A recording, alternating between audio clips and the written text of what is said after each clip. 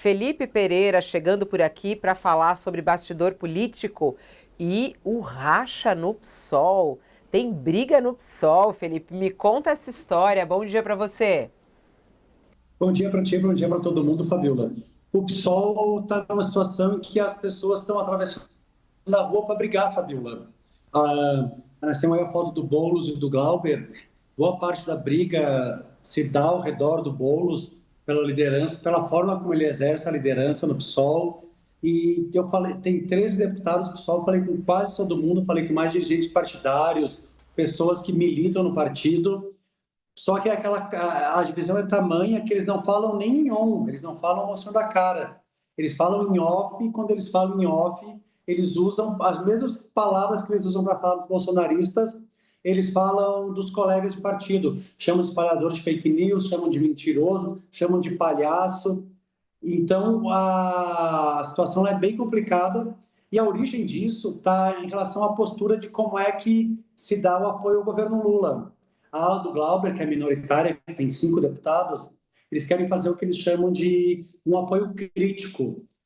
Eles querem que o PSOL marque presença, que eles não abandonem aquela esquerda clássica que luta por um socialismo, que luta pela classe trabalhadora, todo aquele vocabulário, enquanto que a ala majoritária, que tem outros deputados, não. Eles dizem que o inimigo é forte, que a extrema-direita se articula no cenário internacional, e aí eles dizem que nós temos que ser técnicos, temos que ser pragmáticos, e temos que fazer o combate a essa extrema-direita. Só que nisso se abriu um balaio para ressentimentos de muitos e muitos anos. Então, o PSOL virou realmente uma coisa, uma troca, uma guerra fratricida.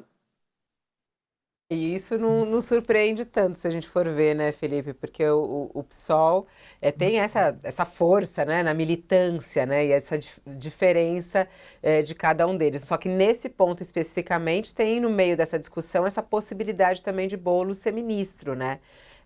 Quer dizer, se Boulos for escolhido como ministro lá da Secretaria-Geral da Presidência, porque tem essa discussão, né? Aí seria mais um apoio. Como é que fica essa possibilidade de Boulos ministro nessa discussão e nesse racha do PSOL? Não, inclusive, vai dar mais munição ainda, porque a turma do Glauber, esses 5 deputados da minoria, eles reclamam, eles fazem acusações bem fortes de que o Boulos estaria colocando o projeto político pessoal à frente da ideologia do PSOL. Eles reclamam que o Boulos já fez o acordo para não ter candidato à eleição de 22, para ele ir com o PT para a eleição municipal. E ali ele já começa a crítica de que o Boulos se coloca o futuro dele à frente do futuro do partido e do futuro da esquerda. E também reclamam de que ele tenta fazer com que o PSOL vire um partido satélite do PT numa federação. E em havendo esse movimento, esse argumento vai ganhar corpo e a briga deles deve ganhar corpo. Inclusive, depois que saiu a matéria, eu achei que pessoas iriam me escrever reclamando e que as que me escreveram para colocar mais lenha na fervura ainda, para fazer mais ainda críticas aos companheiros de partido. Tá aí. Obrigada, muito bom. O bicho pegando, então, lá no PSOL. Vamos entender um pouco mais isso também agora com o nosso convidado que vem aí. Felipe, obrigada pela sua participação. Bom trabalho para você em Brasília.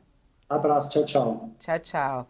Nosso grande Felipe Pereira, repórter de Brasília. E já para entrar e falar sobre esse assunto, a gente convida o professor, escritor, filósofo Vladimir Safatli conosco. Ele também, que já foi candidato pelo PSOL. Eu não sei ainda se ele é filiado ou se já se desfiliou, mas ele conhece um pouco as tretas do PSOL. Olá, professor. Bom dia, seja Bom dia, bem-vindo ao nosso Fabiola. All News.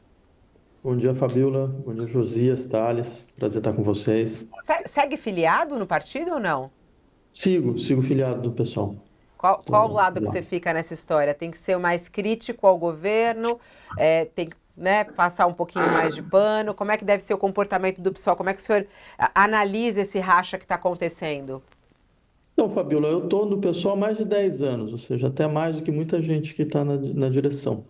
Eu acho que essa questão ela só explicita um problema que é meio estrutural do pessoal, que é que não diz respeito só à adesão ou não ao governo, certo? Mas como é que a gente vai trabalhar a constituição de uma alternativa para a esquerda brasileira. Acho que esse é um problema que já vem de longa data.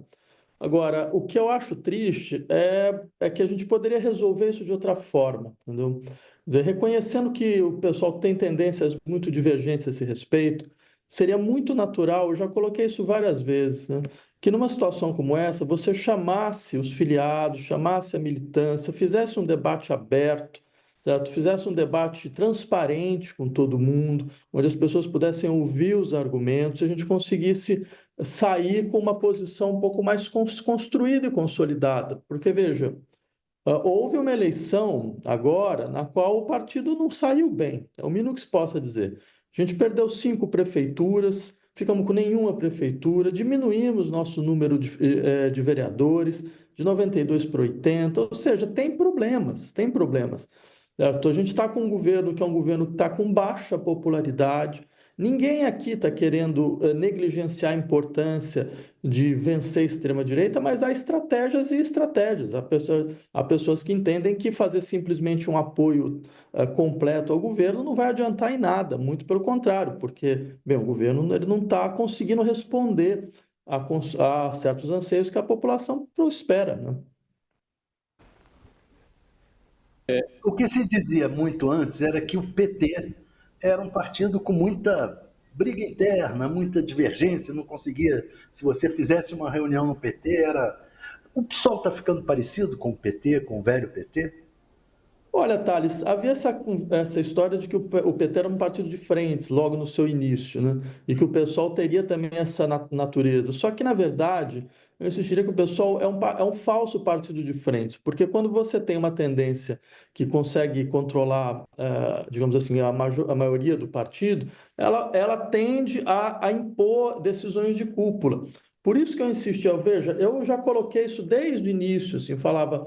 Olha, por que que a gente não faz decisões como, bem, quem vai ser candidato, qual vai ser o programa, se vai ou não entrar como partido de apoio ao governo, em assembleias abertas, né? Até para mostrar que, afinal de contas, a democracia que você quer na sociedade, você aplica também dentro da sua instituição, dentro do teu partido. O que não dá é para você defender democracia fora e no teu partido você ter esse tipo de posição difícil, certo? Onde você vê que os conflitos eles vão se degradando, onde você, entre pessoas que são pessoas, todos os lados, tem pessoas muito valorosas. Então, agora, o fato é que é importante ter um aprendizado, o que significa você resolver problemas no interior de uma instituição democrática. Para Vladimir, as urnas parecem soprar, uma eleição após a outra, ventos que não ornam com radicalismos. Então, o Lula prevaleceu em 2022, mais uma pequeníssima margem, e para prevalecer, ele precisou da ajuda daquela frente ampla, que incluiu gente, inclusive liberais, que normalmente não votariam no Lula. Agora, em 2024, na eleição municipal, de novo, um vento conservador, o próprio PSOL em São Paulo sofreu o que sofreu, foi ao segundo turno, mas perdeu a eleição. Então, parece haver um aroma conservador. As urnas estão soprando esse aroma. O PSOL, aparentemente, está na contramão desse aroma, né?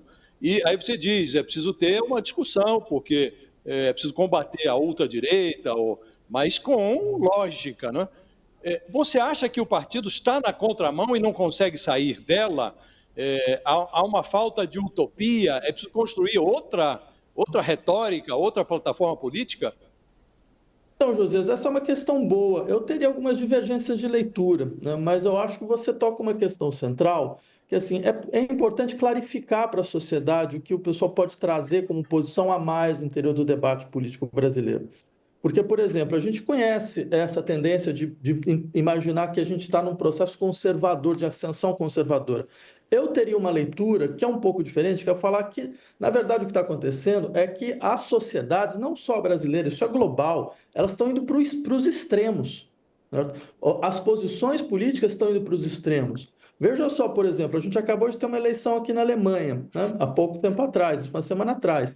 20% da população votou num partido de extrema-direita com tendências fascistas. Mas se você olhar por outro lado, você vai perceber que 14% da população votou em dois partidos de esquerda que nunca se comporam com nenhum outro grupo governamental. Ou seja, você tem um partido claramente de esquerda, que inclusive é o seu nome, e um outro que é uma dissidência. Isso dava 14%. Esse modelo ele tem se repetido em outras eleições. A eleição francesa foi um caso exemplar nesse sentido. A minha tendência seria dizer, quando a esquerda clarifica suas posições, ela consegue reverberar melhor o descontentamento social. E com isso ela integra parcelas descontentes com os acordos socioeconômicos que estão sendo vigentes hoje em dia. Esse era o papel do pessoal, era conseguir puxar esse pessoal para não deixar todo mundo ir para a extrema-direita. Só que a gente não está conseguindo fazer esse papel. Você falou da eleição municipal de São Paulo, muitos do interior do partido falam, não, mas o problema da eleição é que a gente foi abandonando algumas pautas clássicas do pessoal e não conseguiu fazer a confrontação. Ficamos com medo, né? Ficamos com medo de fazer a confrontação, chegamos ao ponto até de fazer live junto com o Pablo Marçal, criando uma disfunção cognitiva no eleitor de esquerda, que faz com que a gente perca o elemento fundamental da batalha. Os eleitores começam a não votar, mas sem entusiasmo. Então, se você vota sem entusiasmo, você não mobiliza mais pessoas, você não convence o seu vizinho, você não faz nada disso. Então, acho que tem uma questão importante a ser refletida aqui, e seria importante que o pessoal fosse o espaço de reflexão dessa discussão. Só que com essa briga de rua, ninguém vai conseguir fazer nada. Olha, para quem está conosco na TV, um intervalo, mas a gente segue essa conversa pelo YouTube. Liga aí o seu YouTube.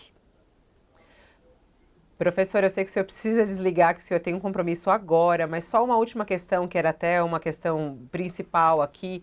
Guilherme Boulos no Ministério. Isso pode ser bom ou ruim para o Ministério, para o governo e para o PSOL? Como é que o senhor analisa essa possibilidade? Olha, o partido tinha uma posição muito clara de que não entraria no governo e que a Sônia Guajajara era uma exceção. Essa foi a tópica do partido. Agora, eu acho, por isso que eu insisto, uma colocação dessa deveria ser objeto de uma discussão ampla, inclusive com os filiados. Não dá para você fazer essa discussão nesse sentido, porque não é só uma pessoa entrar no ministério. É aí você assumir de vez por todas que você é o sócio majoritário do governo, um sócio completo do governo. Se o governo naufragar, você naufraga junto, sem a possibilidade, inclusive, de impor uma outra pauta, fazer uma outra discussão, ter uma autonomia nesse sentido, até para fazer uma partilha. Falar, não, eu voto nesse ponto, acho correto, mas nesse outro ponto eu não voto, porque ele vai contra a nossa compreensão do que é necessário para o país. Você perde completamente a clarificação e você se torna mesmo uma espécie de extensão do governo. Eu não vejo isso como uma coisa sequer sensata do ponto de vista partidário. Não digo nem numa questão política, só do ponto de vista partidário, porque você vai ter dois partidos correndo no mesmo lado. Então, qual que é a função dos dois partidos? Um já faz essa função. Não tem o menor sentido do ponto de vista partidário.